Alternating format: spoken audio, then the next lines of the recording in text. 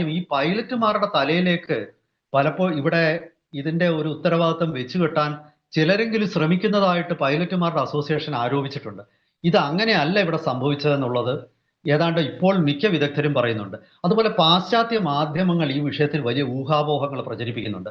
ഇപ്പൊ ഏറ്റവും ഒടുവിൽ ബ്രിട്ടീഷ് പത്രങ്ങൾ പ്രചരിപ്പിച്ച ഒരു ഊഹാപോഹം എന്ന് പറഞ്ഞാൽ ഈ വിമാനാപകടത്തിൽ മരിച്ചവരുടെ അവശിഷ്ടങ്ങൾ ബ്രിട്ടനിലേക്ക് കൊടുത്തത് തെറ്റിപ്പോയെന്നും ഇന്ത്യ സർക്കാർ വേണ്ട രീതിയിൽ അക്കാര്യത്തിൽ വിശകലനങ്ങൾ നടത്തി ഉറപ്പാക്കിയില്ല എന്നും ഒക്കെയുള്ള ആരോപണമാണ്. ഇന്ത്യ അത് അതിശക്തമായി നിഷേധിച്ചിട്ടുണ്ട്. ഇന്ത്യ അങ്ങനെ സംഭവിച്ചിട്ടില്ല എന്ന് പറയുന്നുണ്ട്.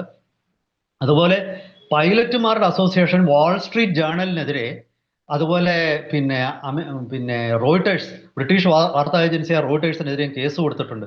കാരണം ഈ അന്വേഷണ ബോർഡ് ഈ പൈലറ്റുമാരാണ് ഇതിന് ഉത്തരവാദി എന്ന് കണ്ടെത്തിയതായിട്ടും അവർ പറഞ്ഞു.